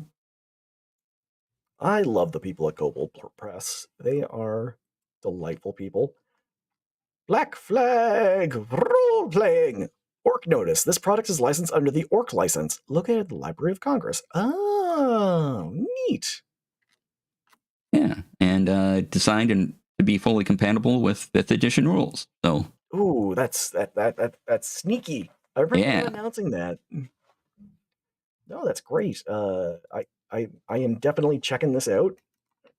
I'm adding it to my growing list of games that I need to play. And again, if it has a good set of online online tools to make playing as easy as possible, as frictionless as possible, I'd be 100% down for running it. Yeah, because, and also talking about online tools, I don't think we hit on this enough, but it's also more accessible for people too. People using screen readers or devices that sometimes some of those tools, that's why having a phone or a tablet at the table doesn't bother me, because my friend has eye problems and he needs to really zoom in on things, and he can't. What about this tablet? That tablet too, if it had a zoom feature, right? So my friend, he has to because of how just he's had multiple eye surgeries and things like that, but he has to really zoom in and lean forward to see things, and it takes him a minute to get to where he needs. But without that technology, it's hard for him. Just a regular piece of paper, he would need his phone magnifying glass and scan it over. So. Yeah, that's actually one of the reasons my brother gave me this tablet, is because we were playing Battletech, oddly enough, and I was trying to look at the rules on my phone, and I was like,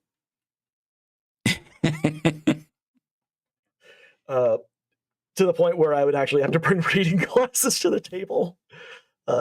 He's just like, here, take it. Let's see here. You can find multiple articles on this, but we need to mention that Critical Role has a new subscription service called Beacon. What? What? Yeah. Are you saying the beacons are lit? The beacons are lit for Critical Role. They're bringing on new shows, and they're still going to be broadcasting on Twitch and YouTube. That'll still remain. Well, but Beacon gives you some exclusives and things like that. And yeah, so it's $5.99 per month or $59.99 per year. You get a 7-day free trial. And they have they've announced a couple of shows coming to that, as well as Critical Role will also be available on that, and exclusive shows around Critical Role. Yeah, I mean, if you are a critter, this seems like a deal. Critical Role is on the list of.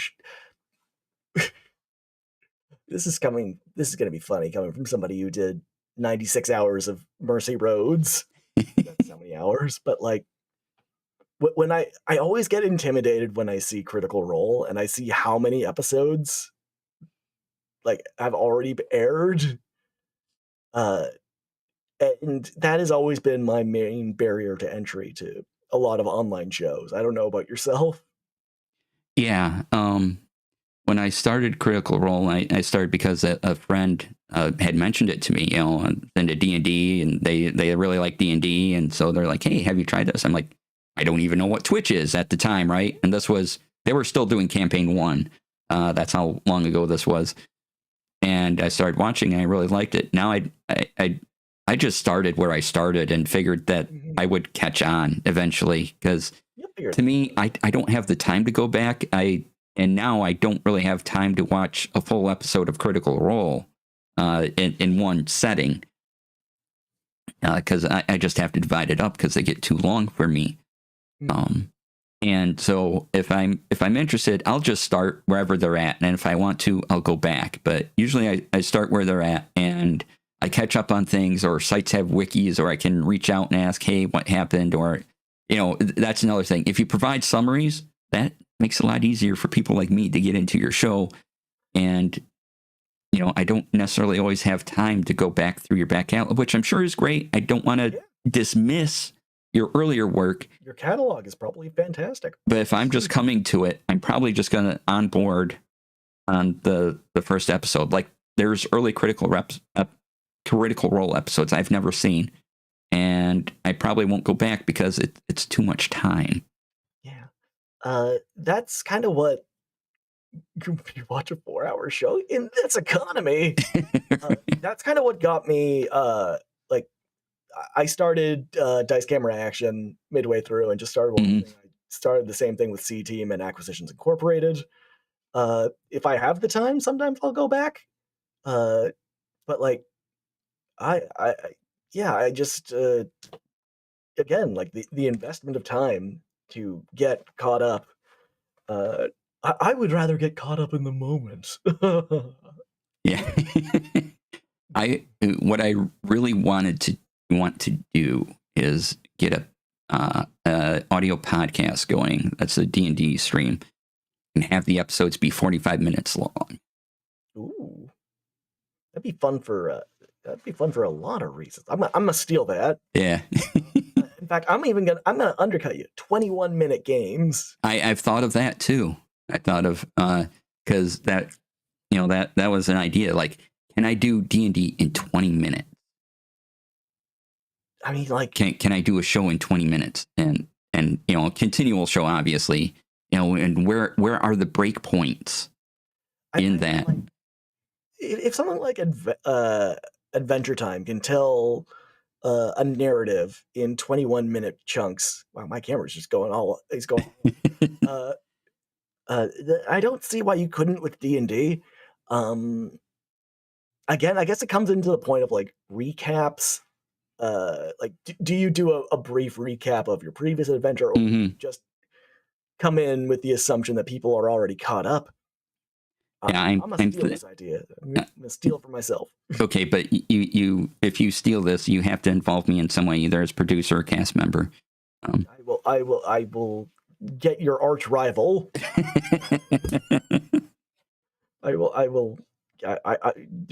I assume you have some sort of ongoing feud.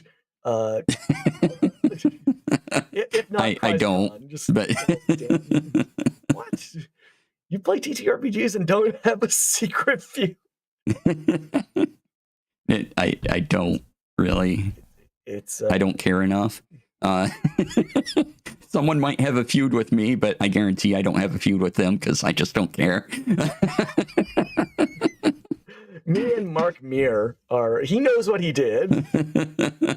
He's barely a Canadian. We can get someone.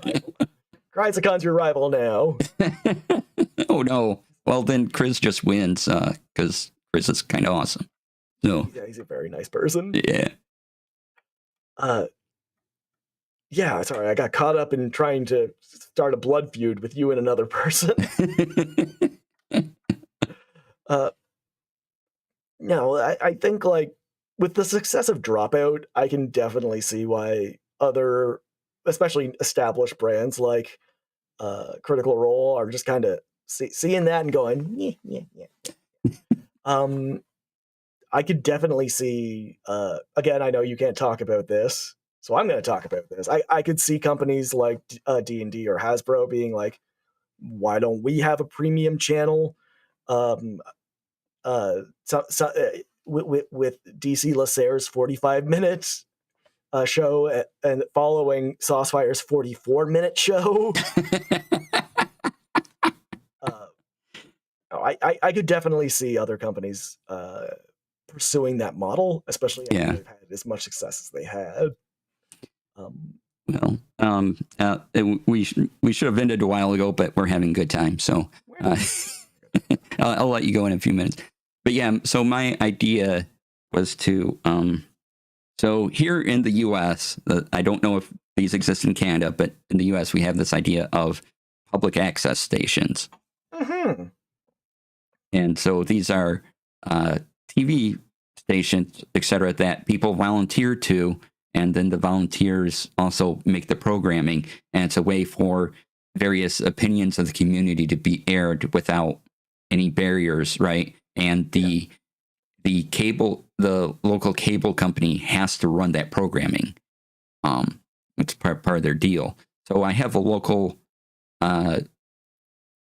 public access station, and they recently introduced podcasting, and so they would have the setup. So I'm thinking, well, if I can get some people in the community around a table, record there. We also bring attention to the public access station, and we have this podcast going out of D&D. Mm-hmm. Also, if you are doing that, be sure to investigate local art grants. Your city may actually give you money if you do a live play. So just keep that in mind, especially if you are broadcasting online. You will qualify in most cases. Yeah, and check with if you're going the public access route, check with them, because there are particular rules for public access and sponsorship. So just make sure they're there. They probably have to be a little discerning. They couldn't be like, oh, DC Lasair and his flat Earth. maybe we say no and let the show about yarn go online. And Mandy, hello, welcome in to Lady Luck 34. One of my players to my Electrum Chef game was excellent, brought the chaos, and was a victim of many fireballs, and was one of the people to immediately vote for throwing cold cuts at me.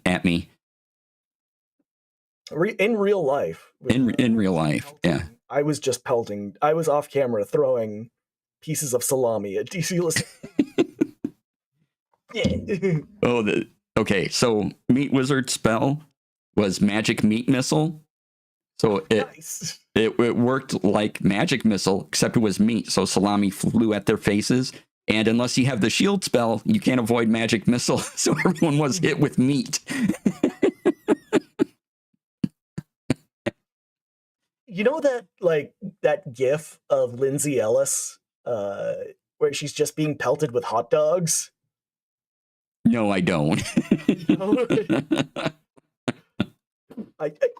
I guarantee, like, you might not know that it's Lindsay Ellis, but I guarantee everyone has seen this this GIF.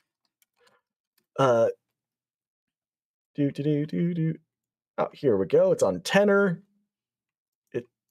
It's just hot dogs. Oh, what was she nostalgia chick at the time?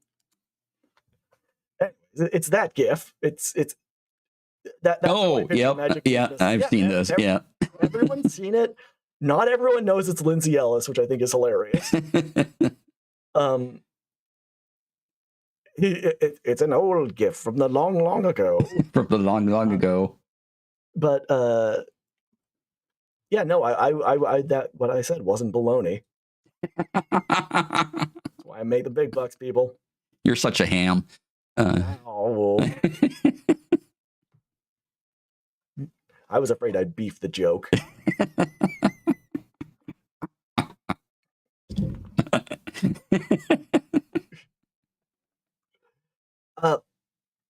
Yeah, no, it's I again, every time you talk about your wizard, I want to bring out Muscle Mage.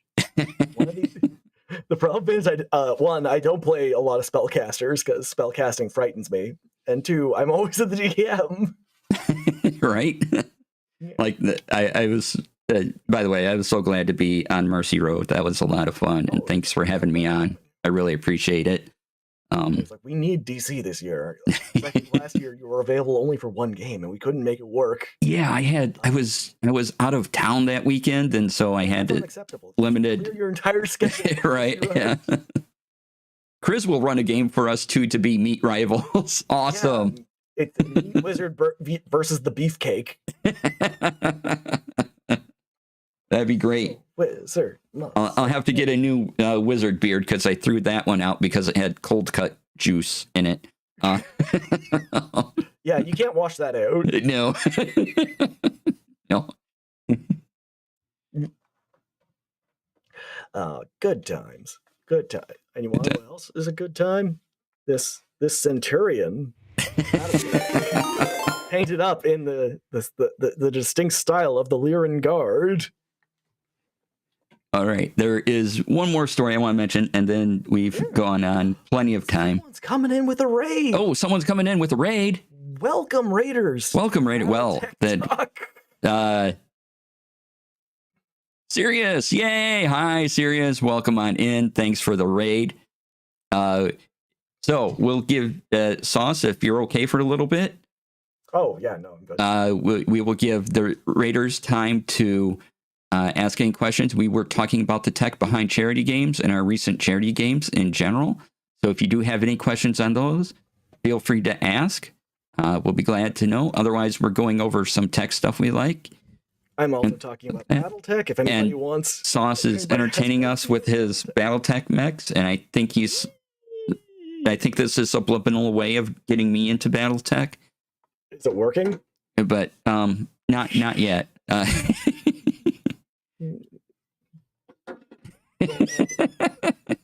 But look.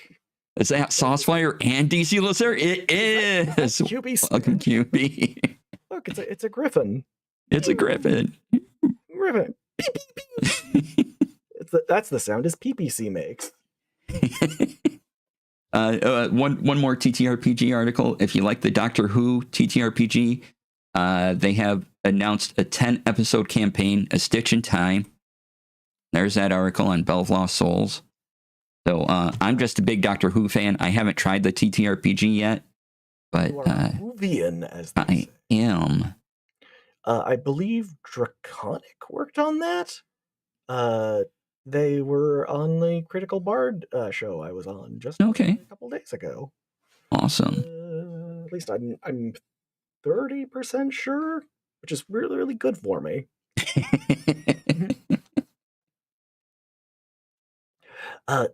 Tell me more about do you play the Doctor or a companion?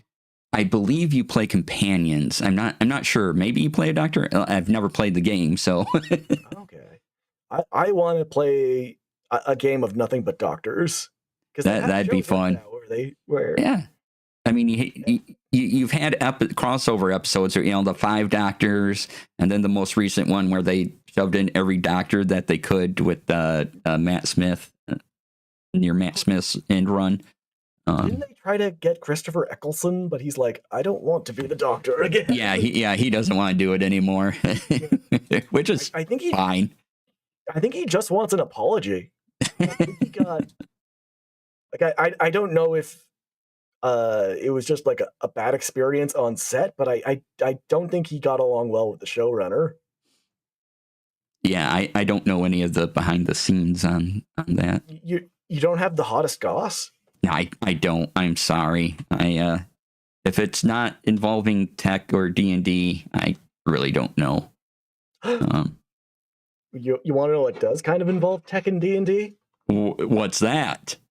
Yes, knowingly. Warrior, the BattleTech themed tabletop role-playing game where you play a mech warrior, and maybe the mech you'll pilot will be the Nexus.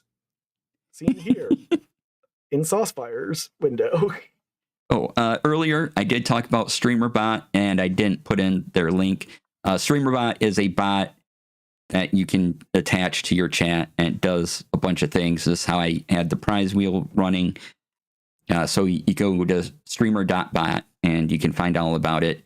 But the people who make Atom Vertical, Atom, they have a bot, and there's a bunch of these out there, and they're more advanced than Nightbot and MooBot and things like that. So if you're looking to do a little bit more with your stream, look at one of these bots. I use StreamerBot, and I talk about StreamerBot here a lot, but there are plenty of other bots. And I know we talked about OBS and what's that one called? Streamlabs, something like that. I don't know, some silly other program. Don't worry. Once you graduate from OBS, then maybe you can use Streamlabs. Once you feel ready.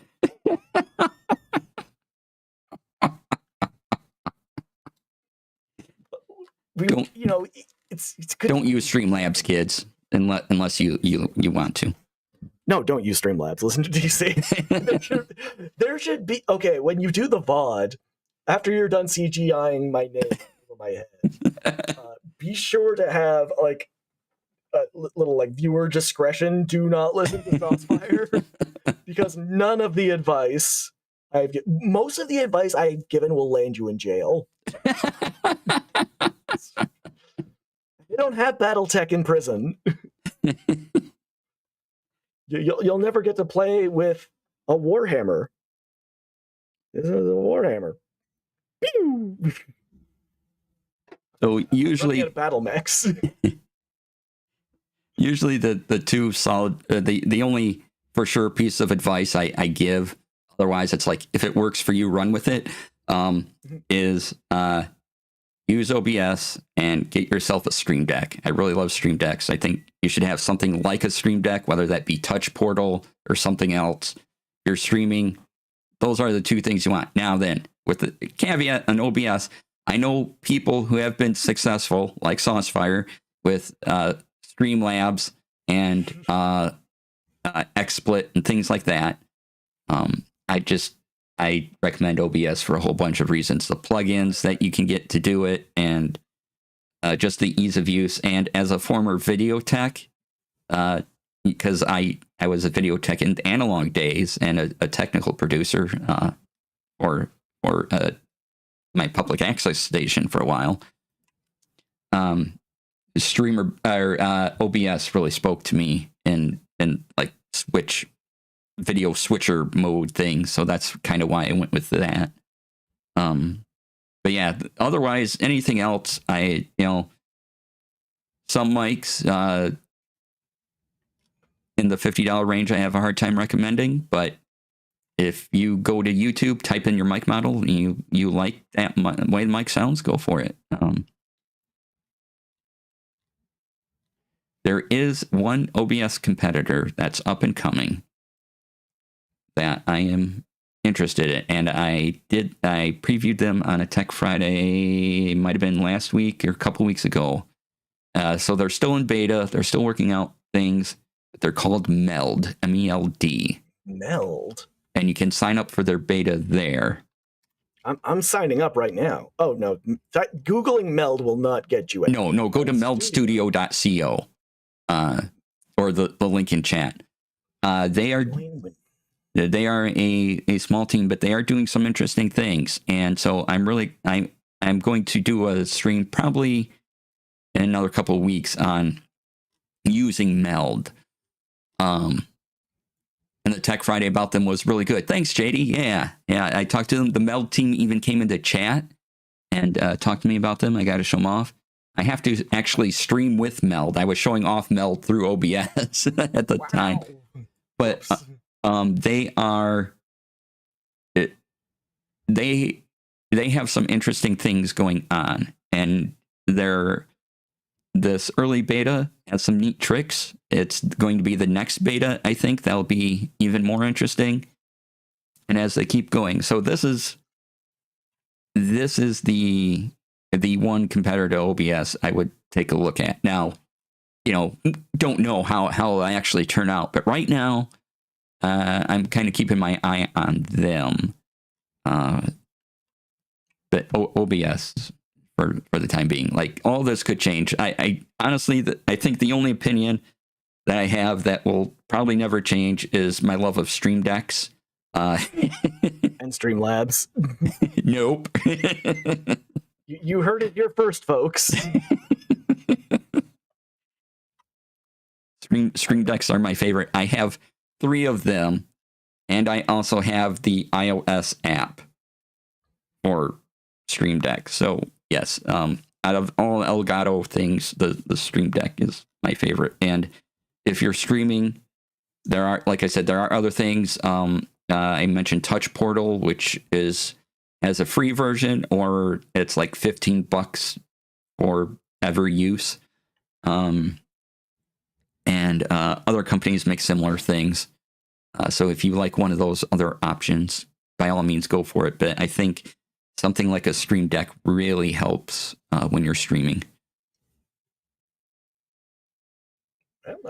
I don't disagree with anything you've said, in fact, which is going to be the only time the "don't listen to Saucefire" will disappear from this.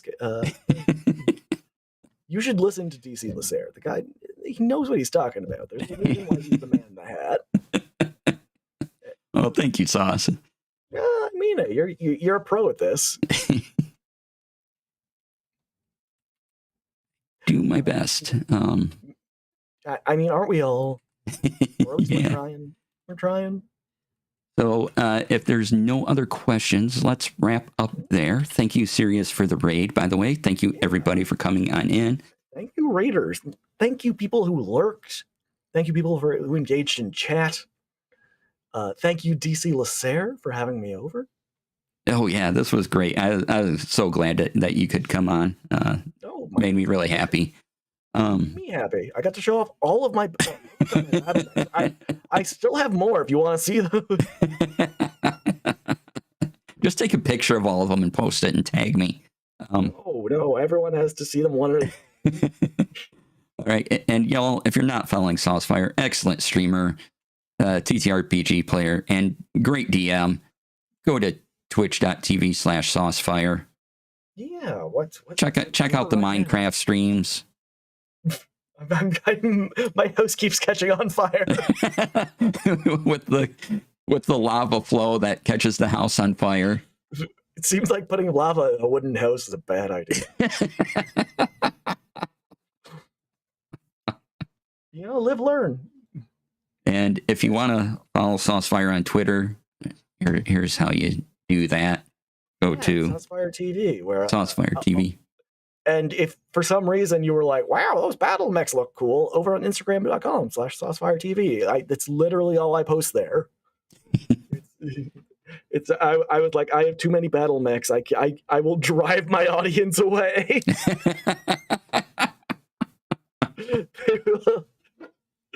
They will be like, oh no, another battle mech. Let's get out of here.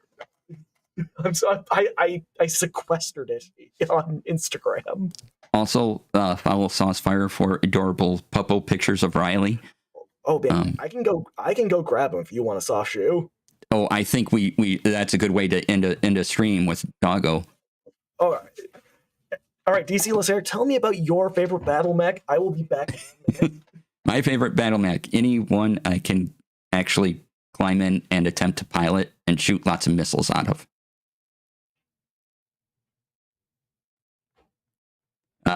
Redeem's all riled up. Excellent.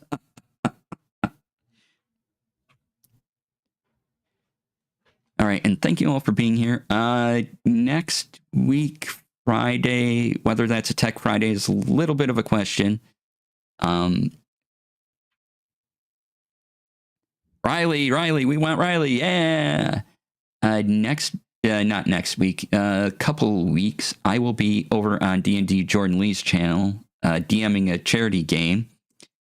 It'll be Oops All Auto Gnomes, where, yeah, the cast plays auto gnomes, going through the astral sea, trying to locate a missing piece of the great gear.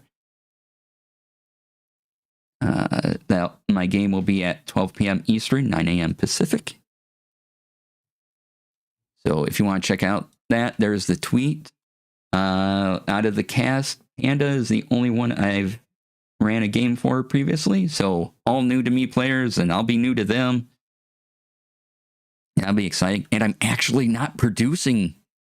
That's amazing. Someone else is producing. I don't know what to do with myself if I'm just DMing it. That's great. I'm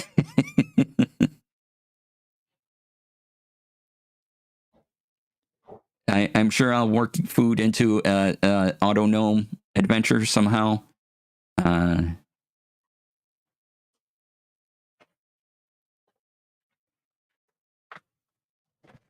Oh, look who it is! Yay! That's Riley. Go get that little pupperino. Go get that little pupperino. Now I can hear. Yay, Riley. Yeah, he's a good boy. So say you come to the screen, you had my cat, Hannah, earlier, and now you get Riley. This is the best stream, obviously. A good doggy. Oh, he's saying hello, everybody. He was going on an adventure outside, so he's very upset about being... Oh. He's like, I was having fun out there. Yeah, thanks for having me on. Yeah, it was great. I'm looking for a raid, someone to raid over to. Oh, what's this, Riley Bear? Oh, you're being dramatic. Oh, is that the drama pose? The fainting couch? Oh. Oh. This is just too much. The things I have to put up with.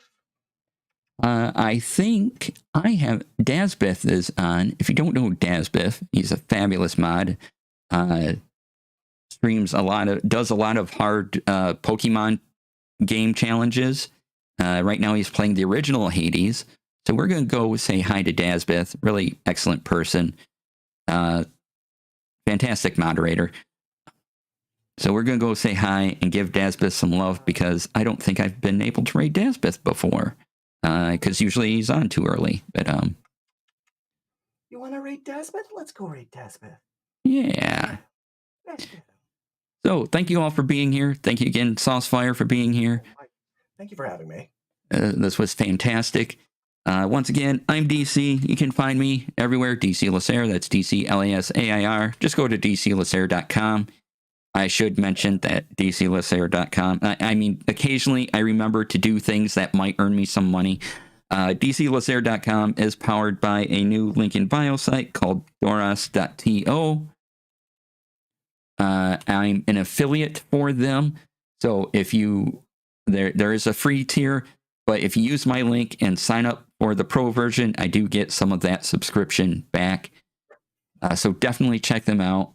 I think they're probably one of the better link in bio sites coming out. He's trying to crawl away. And Riley is doing their best to crawl away. But Doris.to is a great site. They have link shortening available as well. They offer branded accounts. They're about to do a big modification, and they're only a few months old. So please at least check them out and use my affiliate code when you do so. And I would be appreciative if you signed up for the pro. The pro is like, I want to say $4 or $5 a month. So very reasonable for a link in bio site. It has all the fun features. And yeah, I will be back here Monday. I'm still playing Hades 2. I'll probably be playing that over the weekend as well because I'm addicted to the game. Saucefire, what can people find over on your stream? And what time do you stream? Usually I stream around 11:30 a.m. Eastern Daylight Savings Time. I'm usually just stream whatever game I feel like. I know that they say don't do that, but I have a very low attention span, so I just play whatever I like. I'm also cooking up something special for the summer. Don't want to say it's too early, but you just keep an eye if you like tabletop games. Thank you again for having me online, DC. Yeah, Heck of a time. Thanks for being here. This was excellent. I want to make sure Riley's usually not in the basement, so this is. Oh, he's coming here. Hey, buddy. All right, stay out of the rat poison. Yeah, don't do that, Riley. We'll make sure Riley's okay. Okay. So with that, thank you all once again for being here. Really appreciate y'all. Please stay tuned for the raid. I will see you here Monday. Again, same time, all Monday through Friday, all the time. 3 p.m. Eastern, 12 p.m. Pacific. Watch me if you can. Hit the follow button or go to my YouTube and like and subscribe. It's at DC Lasair. Amazing, I know. So do those things. Follow me here. I need the follows. So do it. Thank you. It's free. It's free. Yeah. And thank you once again, Saucefire. Thank you, Riley. And stay tuned for the raid. We're going to raid over to Dasmith. Have a glorious weekend. Please be kind to yourself. Be kind to others. And I will see you all on Monday. And now we hit the button as soon as I find the button. Hitting the button. Bye. Stay tuned for the raid.